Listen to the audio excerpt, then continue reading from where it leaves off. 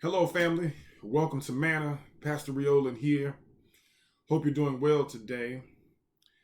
This morning, or whenever you're watching, I want to just talk from the thought, I thirst. So we've been talking about the 7 last sayings of Christ on the cross this week. Last night during Bible study, we went through the first 4, recapped number 1, and talked through 2, 3, and 4. Last we left, Jesus is handing Mary into the hands of John and John into the hands of Mary. And in John chapter 19, around verse 28, now that these things were done, Jesus cries out, I thirst. Or in 2020 vernacular, I'm thirsty. Theologians, proclaimers, preachers, and pastors all across the globe have opinions on what Jesus is really saying in this moment. Is it a natural thirst? Is it a spiritual thirst? What is Jesus really saying? And there are many perspectives on what Jesus means. I'll be very honest. I don't have 100% clarity or certainty about exactly what our Savior is saying in that moment. But there are a couple things that seem to make sense. First of all, not to be overly deep and spiritual, he's thirsty. Keep in mind, it's been a long night. He's been beaten, battered, bruised. He's been pierced. He has wounds. He's hanging on a cross and has endured the heat of the day. It's a difficult situation, more difficult than anything we can imagine. And you know what it's like when you've been outside working in the yard. You know what it's like when you've been outside playing. Whatever the case may be, when you come to a place where you become dehydrated or lack hydration, you are thirsty.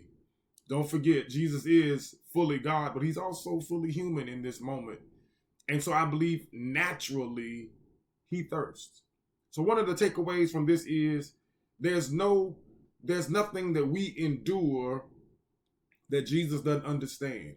I appreciate his humanity, that even in this moment, he's human enough to feel what we go through. And that ought to be encouraging to somebody this morning, that you don't serve a God that sits so high that he doesn't understand your pain. He doesn't sit so high that he doesn't understand your tears. He doesn't sit so high that he doesn't appreciate what it is to walk in your shoes. It's hard to manage people when you've never done the job that they're doing. Come here. I want to shout right there, because there's nothing that I can bring to Christ that he doesn't already understand. Just like I thirst, he thirsts.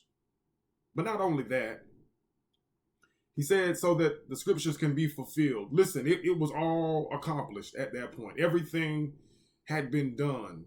He had made himself and given himself as the perfect sacrifice. And though they tried to give him drink before and he refused it, it was okay now because it was all done. He was still the perfect sacrifice, and he could allow himself to be thirsty, but thirsty for what? Not just for water, certainly not for vinegar or the concoction that they had offered him. But I believe Jesus thirsts for the salvation of the world. I believe that his thirst, his desire to be fulfilled, is not just for water that will pass through, but water that will never run out. He tells the woman at the well, if you drink from this well, you'll never go thirsty again. I believe Jesus had a desire spiritually that all would be saved and none would be lost. I'm done, y'all, but I want you to know that in this season, this passion season, this week, as we focus on Christ, know that Jesus is yet thirsty that we would take care of those that are in need, thirsty that we would share the gospel with those that have not heard, thirsty that we would show compassion unto those that need it and mercy unto those that need it, and grace unto those that maybe don't deserve it. But thank God that he has been kind enough to us to extend water when we needed it, and we need to extend it to someone else. Don't forget, Jesus said, when you did it unto the least of them, you did it unto me. And so I believe this fifth word on the cross speaks to Jesus' humanity, but also his deity. That he was man enough to be thirsty. He's God enough to thirst for salvation for the world.